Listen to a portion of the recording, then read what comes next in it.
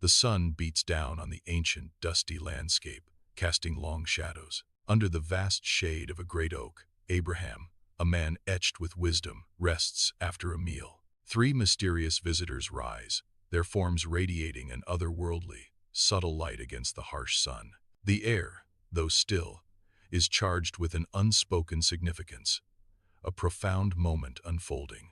Abraham watches them, his weathered face reflecting a mix of awe and deep understanding. A silent, powerful exchange passes between Abraham and the luminous figures, sealing their encounter. Silhouetted against the vast, sun-drenched landscape, the Lord and two angels stand, an ethereal presence. Their unwavering gazes pierce the distant horizon, fixed on an unseen, ominous future. Faint, shimmering outlines of cities barely visible through the haze hint at impending doom. The Lord's voice resonates with divine authority. The outcry against Sodom and Gomorrah is so great, and their sin so grievous that I will go down and see if what they have done is as bad as the outcry that has reached me. Under the ancient oaks of Mamre, Abraham approaches, his face etched with a grave and determined expression. He begins to negotiate, his voice earnest, a plea rising from his very soul. Abraham's plea echoes, "Will you sweep away the righteous with the wicked?"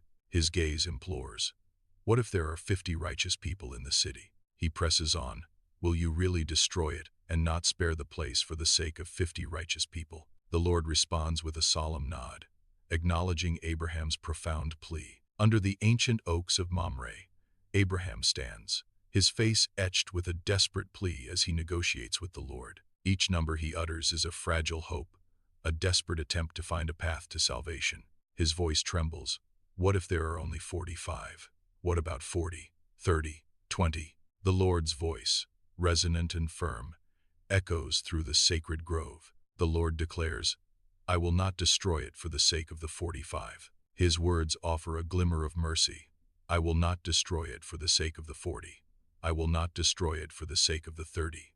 I will not destroy it for the sake of the 20. Under the vast sky at the oaks of Mamre, Abraham stands, his shoulders slumped in deep contemplation. He draws a hesitant breath, the weight of a silent plea visible in his weary eyes. His gaze fixes on an unseen horizon, a profound silence enveloping the scene.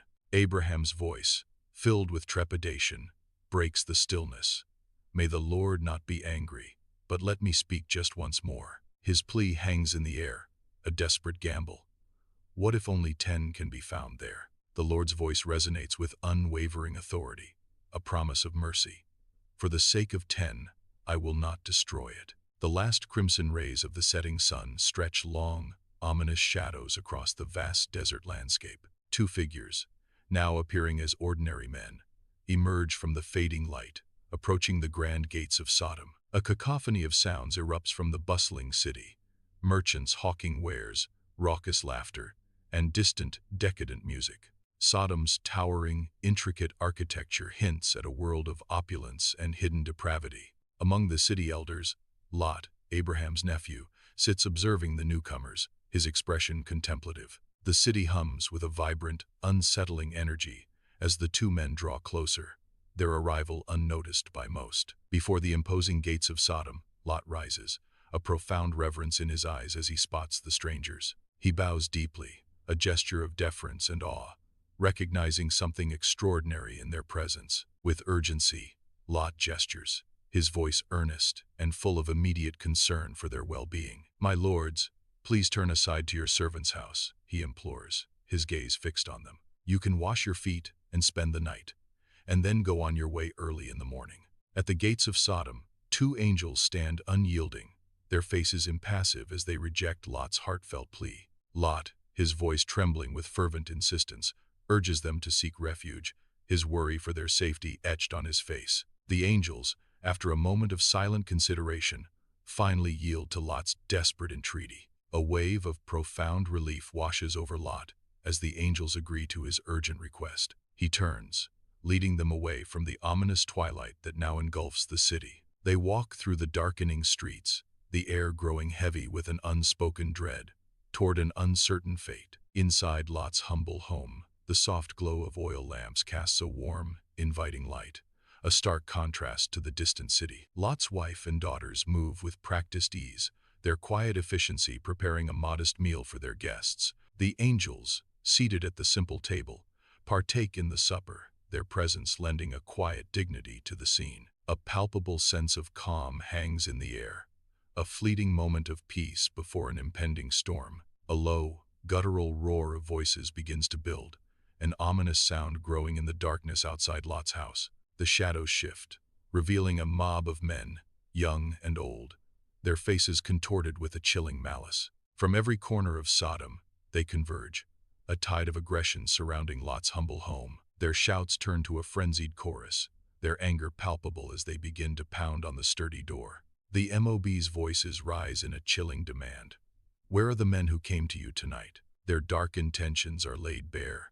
Bring them out to us so we can abuse them. Lot steps out, his face a mask of primal fear, into a maelstrom of chaos, the enraged mob a terrifying blur. His voice, a fragile whisper in the storm, attempts to reason with the frenzied crowd, pleading for his guests' safety. From within the house, the angels watch, their faces etched with grim resolve as the scene unfolds. The air crackles with raw tension, Lot's trembling words swallowed by the mob's escalating fury. A desperate plea hangs in the air, a lone voice against the rising tide of unbridled rage. A snarling mob, a mass of enraged faces, rejects Lot's desperate plea with utter scorn. They surge forward, their voices a furious roar. Get out of our way. Their faces contorted with pure rage, they declare, this fellow came here as a foreigner, and now he wants to play the judge. The mob presses closer, their intent clear, to shatter the door and inflict a fate worse than any judgment. The door to Lot's house splinters under the relentless, furious assault of the mob, threatening to give way at any moment. Just as the door begins to crack, two shimmering angels materialize, their forms radiating an ethereal glow. With surprising, otherworldly strength, the angels pull Lot back into the house, securing him from the encroaching danger. A blinding flash of light erupts from the doorway, momentarily scorching the night with its intense, divine power. Outside, the mob recoils in agony, their cries of confusion and pain echoing through the night as they're struck by the light. The blinding light pulsates, pushing back the enraged crowd, as the angels protect Lot within the sanctity of his home. The men of Sodom, now struck blind, grope wildly in the oppressive darkness, their forms twisting in bewildered agony. Their once menacing shouts dissolve into desperate, guttural grunts as they collide with each other, a chaotic ballet of lost sight. Hands flail aimlessly, searching for purchase, for a guide in the sudden, terrifying void that has engulfed them. They stumble, fall, and rise again, their faces contorted with a primal fear, their eyes vacant and unseeing. The door, once their target, remains elusive, a cruel phantom in their newly imposed blindness. Despite their helplessness,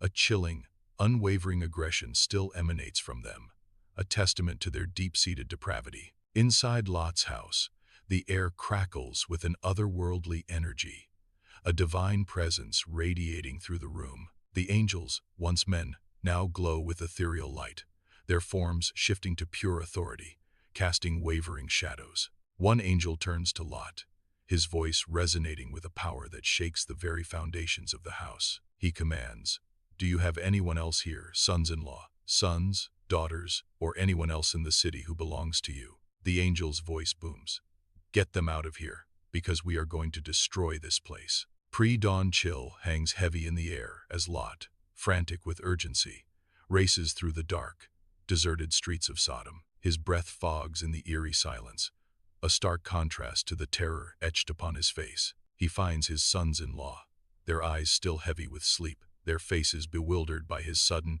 desperate appearance. Lot clutches them, his voice raw with a desperate plea, his eyes wide with impending doom. "Hurry and get out of this place," he implores, his words cutting through the pre-dawn stillness. His voice cracks with an ominous warning, because the Lord is about to destroy the city. In the bustling streets of Sodom, Lot's sons-in-law share amused glances, a smirk playing on their lips. Their faces betray disbelief, their laughter echoing a profound indifference to Lot's urgent warnings. They dismiss him as a jester, convinced his terror is merely a jest in the face of impending doom. Their casual amusement stands in stark, chilling contrast to Lot's raw, desperate fear. The first sliver of dawn pierces the window, casting stark, elongated shadows across Lot's familiar home. Ethereal and urgent, the angels press in on Lot, their presence a stark contrast to the dim room. Lot hesitates, his gaze lingering on the worn details of his house, a lifetime spent in Sodom etched into his face. The angels' voices ring with an ominous warning. Hurry, take your wife and your 2 daughters who are here, or you will be swept away when the city is punished. They declare, their words a chilling prophecy. The first blush of dawn paints the sky over Sodom, casting long, ethereal shadows. 2 radiant angels, their forms aglow, grasp Lot and his family, their grip firm and urgent. They pull Lot, his wife, and his 2 daughters through the dusty streets, almost dragging them forward. A desperate journey as they are hurried away from the city gates, leaving reluctance behind. Propelled out of the doomed city and into the uncertain promise of a new, dawning day. The vast plains outside Sodom awaken to the first muted colors of dawn, an eerie quiet before impending doom. An angel, radiating immense power, gestures with urgent command, his eyes conveying grave warning. His voice booms with divine authority. Flee for your lives.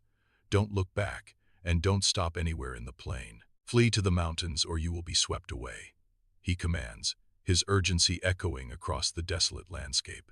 Under the scorching sun, Lot's face is etched with terror as he gestures frantically across the desolate plains. His desperate plea hangs heavy in the air, a stark contrast to the angel's serene, imposing presence. He points toward a small, distant town, a beacon of fragile hope in the vast, unforgiving landscape. Please, let us flee to Zoar, a small town nearby, Lot implores, his voice trembling with urgency. The angel's calm voice resonates.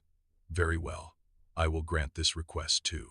But flee there quickly, because I cannot do anything until you reach it, the angel commands, a warning in the air. The eastern sky ignites with fiery orange and soft pink as dawn breaks, painting a dramatic backdrop. Lot and his family desperately sprint across the vast plains, kicking up a cloud of dust in their urgent flight. The sun, a blazing orb, fully crests the horizon, stretching their frantic shadows long and distorted across the flat land. An oppressive stillness descends, the air growing thick and heavy with a palpable premonition of impending doom. Their weary feet pound the earth, driven by an unseen terror towards the distant, hopeful city of Zoar. Lot and his family, weary but safe, stand at the edge of Zoar, their faces etched with relief and horror. They turn their gaze back towards the horizon, a violent, orange glow consuming the sky above Sodom and Gomorrah. Pillars of fire and brimstone descend from the heavens, a relentless barrage of destruction. Buildings crumble into dust,